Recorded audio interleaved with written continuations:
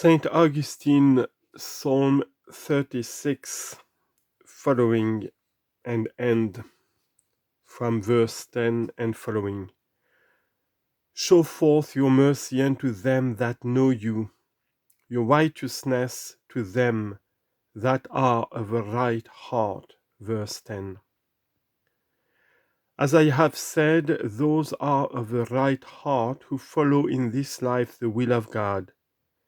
The will of God is sometimes that you should be whole, sometimes that you should be sick. If, when you are whole, God's will be sweet, and when you are sick, God's will be bitter. You are not of a right heart. Wherefore? Because you will not make right your will according to God's will, but wilt bend God's will to yours. That is right, but you are crooked. Your will must be made right to that, not that made crooked to you. And you will have a right heart. It is well with you in this world. Be God blessed, who comforts you. It goes hardly with you in this world. Be God blessed, because he chastens and proves you. And so will you be of a right heart, saying, I will bless the Lord at all times, his praise shall be ever in my mouth. Let not the foot of pride come against me. Verse 11. But now he said, the children of men shall put their trust under the shadow of your wings. They shall be satiated with the fullness of your house. When one has begun to be plentifully overflowed with that fountain, let him take heed lest he grow proud. For the same was not wanting to Adam the first man, but the foot of pride came against him, and the hand of the sinner removed him, that is, the proud hand of the devil. As he who seduced him said of himself, I will sit in the sides of the north. Isaiah 14:13. So he persuaded him by saying, taste and you shall be as gods. Genesis chapter 3 verse 5.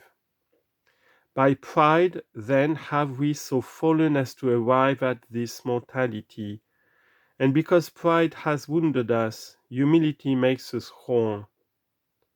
God came humbly that from such great wound of pride he might heal man. He came, for the Word was made flesh and dwelt amongst us. John chapter 1 verse 34. He was taken by the Jews, he was reviled of them. You heard when the gospel was read what they said, and to whom they said, you have a devil.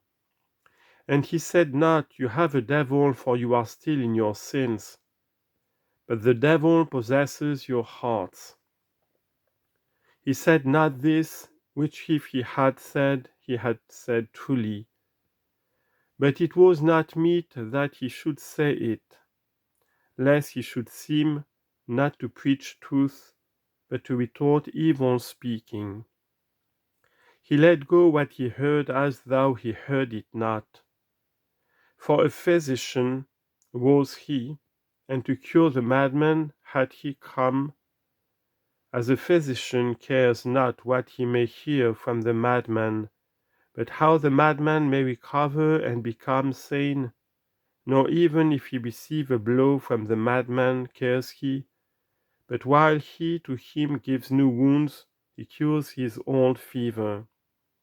So also the Lord came to the sick man, to the madman came he, that whatever he might hear, whatever he might suffer, he should despise. By this very thing teaching us humility, that being taught by humility we might be healed from pride, from which he here prays to be delivered, saying, let not the foot of pride come against me, neither let the hand of the sinner remove me. For if the foot of pride come, the hand of the sinner removes. What is the hand of the sinner? The working of him that advises ill. Have you become proud? Quickly he corrupts you who advises ill. Humbly fix yourself in God, and care not much what is said to you. Hence is that which is elsewhere spoken. From my secret sins cleanse thou me, and from others' sins also keep your servant. What is from my secret sins? Let not the foot of pride come against me. What is from other men's sins also keep your servant? Let not the hand of the wicked remove me. Keep that which is within, and you shall not fear from without. But wherefore so greatly do you fear this? Because it is said, thereby have fallen all that work iniquity. Verse 12. So that they have come into that abyss of which it is said, your judgments are like the great abyss. So that they have come even to that deep wherein sinners who despise have fallen. Whereby did they first fall? By the foot of pride. Here, the foot of pride.